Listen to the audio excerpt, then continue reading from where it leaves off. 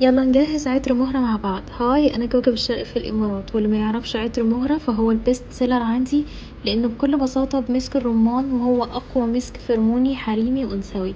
وكمان ضيفت عليه مسك الورد ومسك الباودر والمسك الابيض ومسك العنبر، كل الحاجات دي في الخلطة دي. وكمان ضفت عليهم نقطة عود سيوفي، والعود السيوفي دوت للاغراء مش اكتر. تخيلوا القوام بقى عامل ازاي. عايزة اقولكم ان ريحته كانت تهبل. مش عارفة اقول لكم، انا كنت عايزة اعمل منه حاجات كتير جدا، بس ربنا قدرني وعملت منه تلات زيوت مركزة، عشان اللي عايز يستخدمه في اماكن النبض ويكون مركز 100%، يعني معلهوش اي اضافات ولا كحول ولا اي حاجة. وكمان عملت منه عطور، لكن التلات دي بجد بجد توب التوب، لان هي معلهاش اي حاجة مخففة.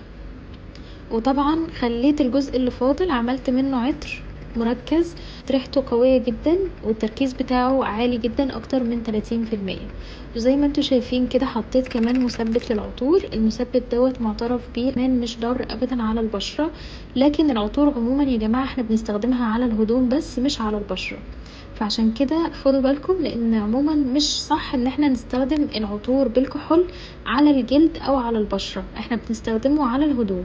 انا عملت تسترات 5 ملي للعطر، عشان خاطر اللي حابب يجرب قبل ما يستخدم او يطلب الفول سايز.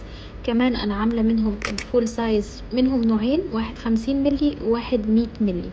طبعا زي ما انتم شايفين كده انا اهتميت جدا بالاستيكرات انها تكون شكلها حلو. وكمان عطر مهرة حبيت انه يكون بالستيكر الشفاف الامور ده.